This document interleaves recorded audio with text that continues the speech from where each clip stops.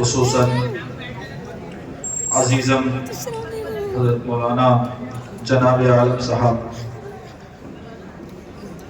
اور عزیزم حافظ و قاری محمد شعیب رضا رامپوری صاحب، دیگر حضرات، سامعین حضرات، السلام علیکم ورحمۃ اللہ تعالی وبرکاتہ۔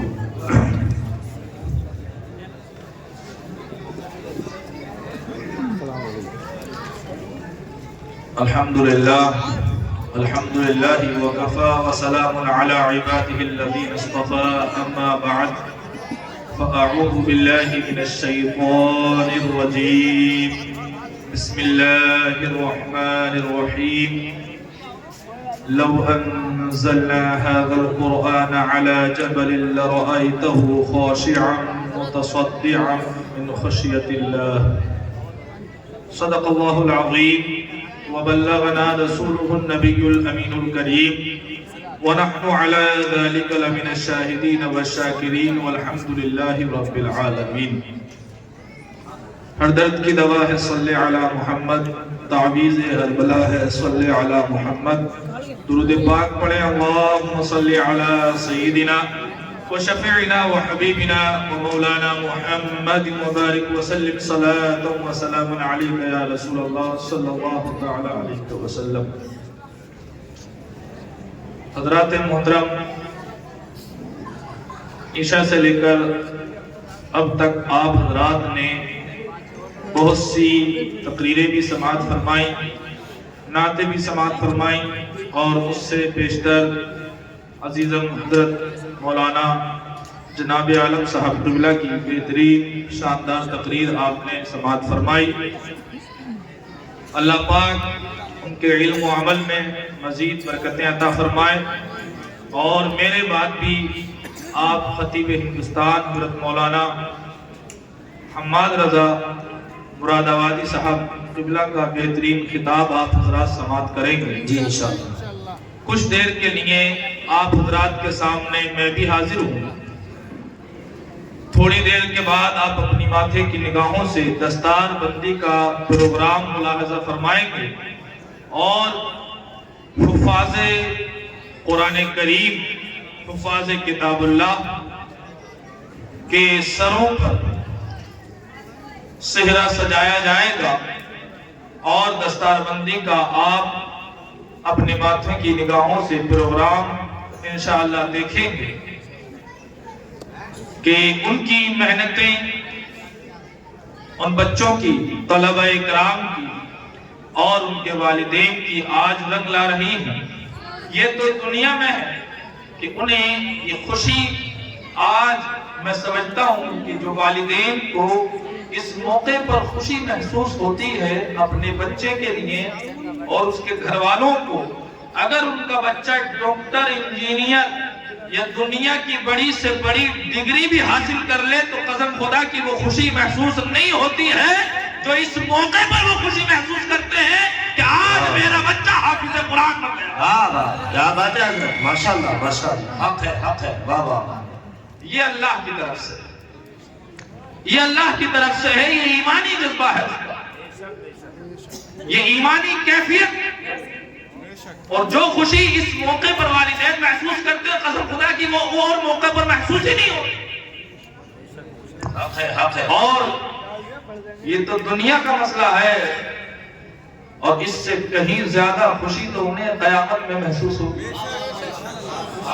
کیا بات ہے حضرت، یہ تو دنیا کا مسئلہ ہے، اور اصل خوشی تو آخرت کی خوشی ہے، اور وہاں پر جو خوشی محسوس ہوگی واہ، اس خوشی کا عالم ہی کچھ اور ہوگا، اور پوری کائنات اس انعام و اکرام اور خوشی کو ملاحظہ فرمائے گی۔ ہم تو 4 لوگ دیکھ رہے ہیں، 150 لوگ دیکھ رہے ہیں، لیکن آخرت کے دن بروز محشر تو ساری کائنات اکٹھا ہوگی، ساری کائنات وہاں پر جمع ہوگی، انبیاء بھی ہوں گے، اولیاء بھی ہوں گے، پچھلے بھی ہوں گے، اگلے بھی ہوں گے، پردھان بھی ہوں گے، منتری بھی ہوں گے، S P D S P سب ہوں گے، ساری دنیا کے عہدیدار ہوں گے، ڈاکٹر انجینئر سب ہوں گے، لیکن جو مقام حافظ قرآن کو دیا جائے کسی دنیا دار کو وہاں پر نہیں ملے گا. بات ہے حضرت. واہ واہ واہ, ماشاءاللہ ماشاءاللہ.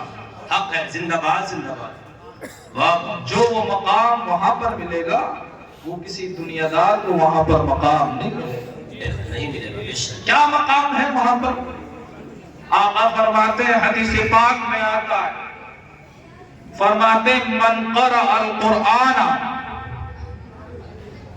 کہ جس نے قرآن کریم پڑھا, بے شک بے شک, وَتَعَلَّمَهُ, اور سیکھا, وَعَمِلَ بِهِ, اور پھر اس پر عمل بھی کیا. آقا کریم فرماتے ہیں اس کو کیا جزا ملے گی؟ جس نے قرآن پڑھا, سیکھا, اس پر عمل بھی کیا, اس کو جزا کیا ملے گی؟ آقا فرماتے ہیں البس والداہ حلتین یوم القیامہ, اس کے والدین کو قیامت کے دن جوڑے پہنائے جائیں گے. واہ واہ, کیا بات ہے حضرت, ماشاءاللہ ماشاءاللہ. اس کے والدین کو زندہ باد زندہ, قیامت کے دن جوڑے پہنا جائیں گے, بروز حشر جوڑے پہنائے جائیں گے. اور کیسے جوڑے ہوں گے؟ اور دوسری حدیث پاک میں آتا ہے کہ البس والداہ تاجا من نور, کہ نور کا اس کے والدین کو تاج پہنایا جائے. واہ واہ, تاج پہنایا جائے. دنیا کی خوشی ہے, قیامت کا جب منظر ہوگا, حشر کا جب میدان ہوگا, سب کو اپنی اپنی پڑی ہوگی, سب کو اپنی اپنی فکر ہوگی کہ آج مجھے کوئی بچانے والا مل جائے, آج میری کوئی جو ہے ہاتھ تھام لے میرا, اور مجھے اس منظر سے, دوزخ سے, عذاب سے میری کوئی نجات دے دے. تو ایسے عالم میں حافظ قرآن اپنے والدین کو جنت میں والدین کو جنت میں داخل فرمائے. اللہ رب العزت اس کی سفارش ان کے حق میں قبول فرمائے. تو ایسے عالم میں جب ساری کائنات اکٹھا ہوگی, سارے دنیا کے لوگ اکٹھا ہوں گے, وہ لوگ بھی ہوں گے جو والدین کے ان کے بیوقوف کہا کرتے تھے کہ مدرسے میں بھیج دیا, کیا کرے گا, مدرسے میں پڑھا رہا ہے یار, ڈاکٹر بنا دیتے, انجینئر بنا دیتے, کام سکھا دیتے, 15-20 ہزار روپے کما کے ہی دے گا. یہ آج ہماری گندی سوچ ہو چکی ہے. آج ہماری گندی سوچ, اس گھٹیا سوچ کی وجہ سے آج ہمارا حال یہ. درس قرآن اگر ہم نے نہ بھلایا ہوتا, یہ زمانہ نہ زمانے نے دکھایا ہوتا. درس قرآن اگر ہم نے نہ بھلایا ہوتا, یہ زمانہ نہ زمانے نے دکھایا ہوتا. وہ زمانے میں معزز تھے, وہ زمانے میں معزز تھے مسلمان ہو کر, اور ہم خوار یعنی ذلیل ہوئے تاریخ قرآن. آج عالم کیا ہے, آج ہماری اس گھٹیا سوچ کی وجہ سے اسلامی تعلیم میں رکھا کیا ہے, قرآن کی تعلیم میں رکھا کیا ہے. وہ لوگ بھی وہاں پر نظارہ کریں گے, وہ لوگ بھی دیں گے جو ان علماء کرام کا مذاق اڑایا کرتے تھے, ان ائمہ کرام کی توہین کیا کرتے تھے کہ یہ تو مدرسے کے مولانا ہے, مسجد کے امام ہے, ان کا تو جو ہے تھوڑی تنخواہ دی جائے, نہ ان کی عزت کرنی ہونی چاہیے, پردھان آ جائے تو اس کے لیے کھڑے ہونے کے لیے تیار ہے, امام آ کر بھی بیٹھ جائیں تو سلام کرنے کے لیے تیار نہیں ہے. وہ لوگ بھی قیامت کے دن ان کا مرتبہ دیکھیں گے, وہ لوگ بھی قیامت کے دن ان کے والدین پر ان کا انعام و اکرام اللہ کا دیکھیں گے. اس کے والدین کو کیا ملے گا؟ آقا فرماتے ہیں کہ اس کے والدین کو نور کا تاج پہنایا جائے. واہ واہ واہ, تاج. اور فرماتے ہیں اس تاج کی روشنی کیسی ہوگی جانتے ہیں؟ اس تاج کی روشنی کا عالم یہ ہوگا, آقا فرماتے ہیں کہ ایک جو تاج ہوگا اس کی روشنی, اس کی چمک جو سورج کی چمک ہے, سورج کی جو روشنی ہے, ایک ہی سورج ہے نا, پوری دنیا کو آج روشن کی ایک ہی ہے نا, یہ دو ہے, ایک ہے.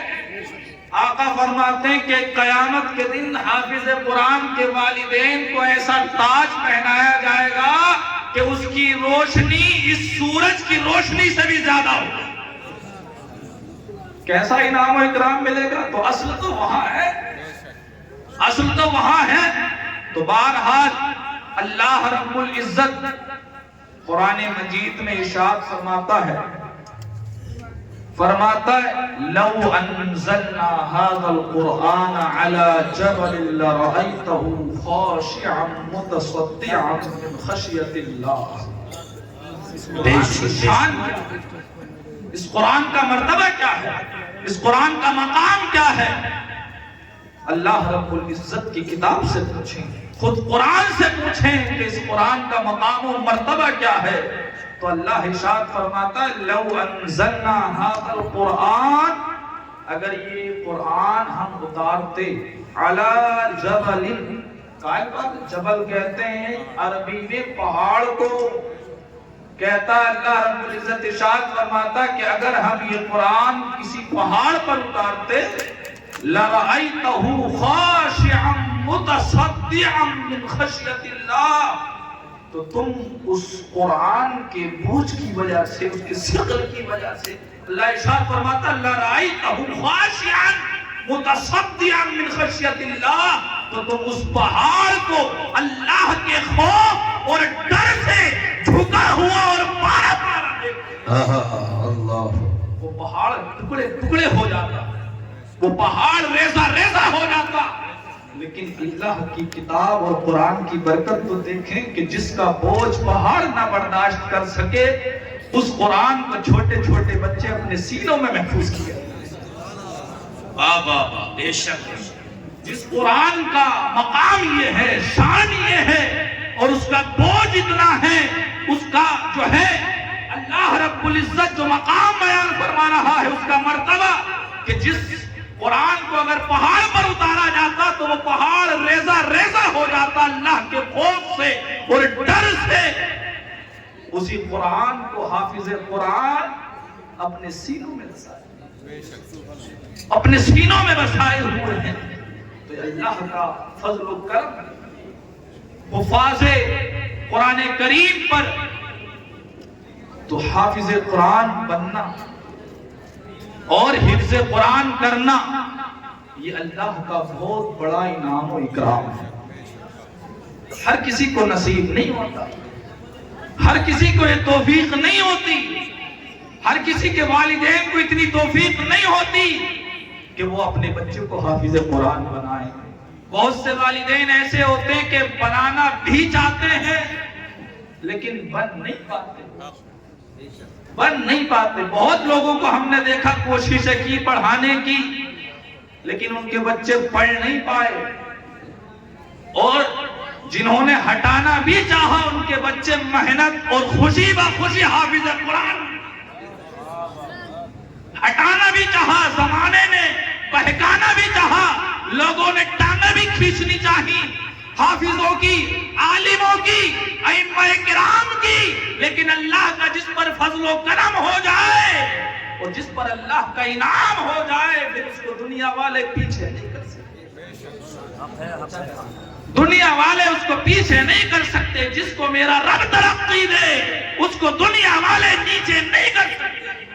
حافظوں کی تو اللہ رب العزت نے مرتبہ بلند فرمایا، دنیا والے ان کا مرتبہ کیا گھٹا سکتے ہیں۔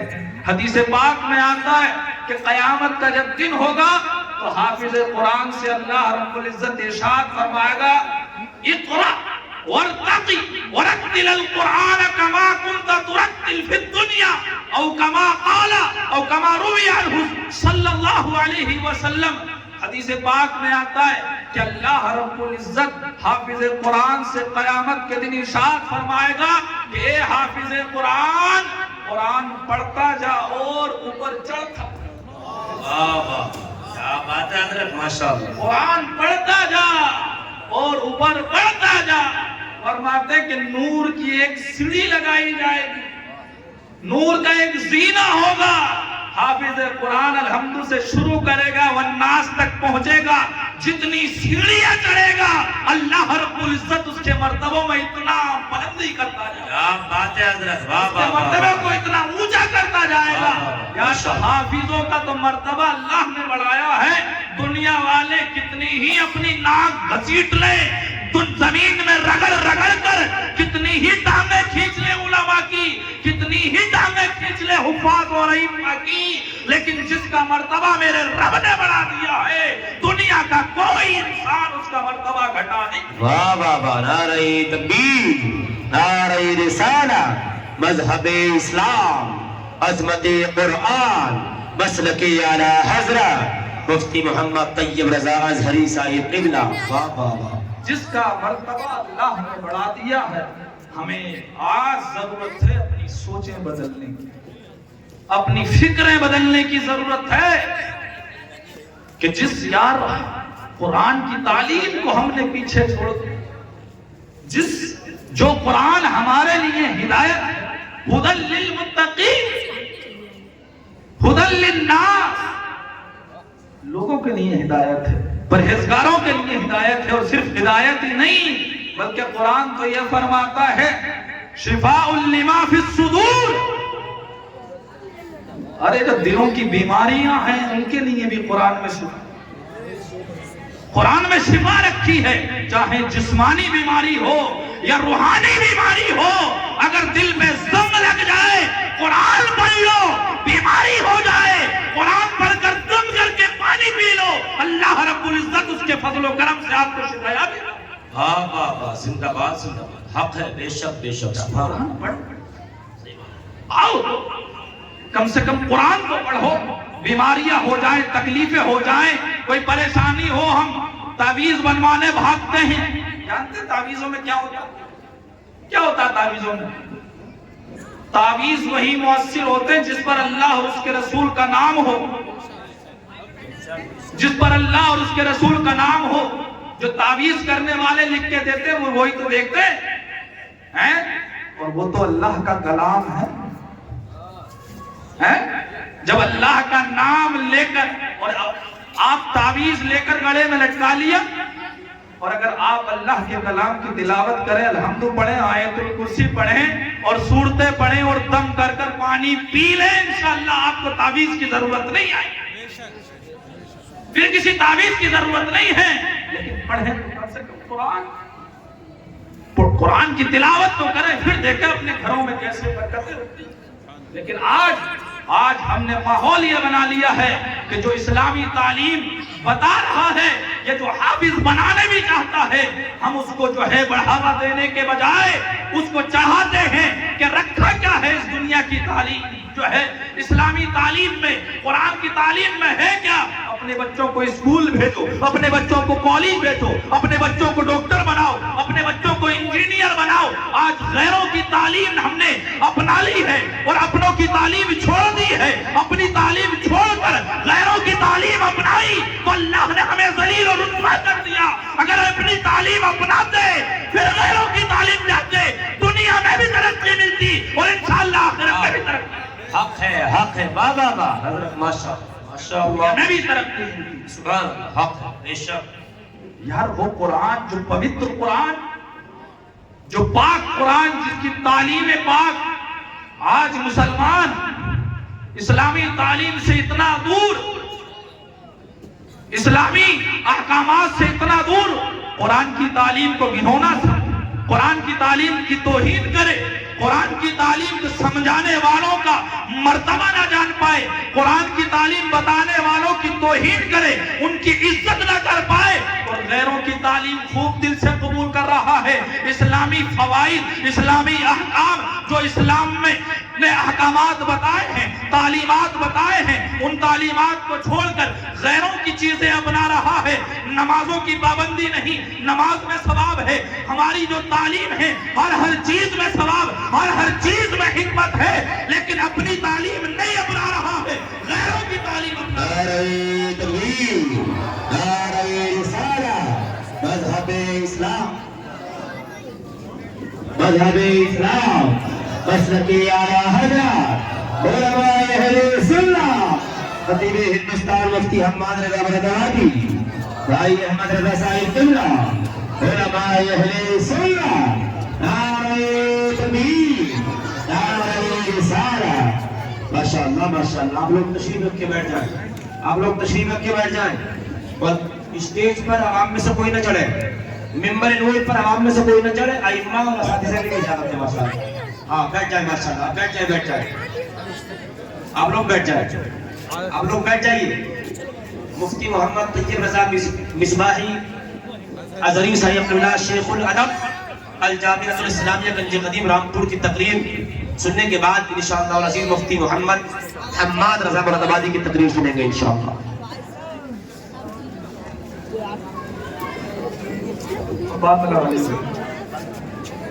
درود پاک پڑھیں. اللہم صلی علی سیدنا و شفیعنا و حبیبنا و مولانا محمد مبارک وسلم صلاۃ و سلام علیک یا رسول اللہ صلی اللہ تعالی علیہ وسلم. ماشاءاللہ دن خطیب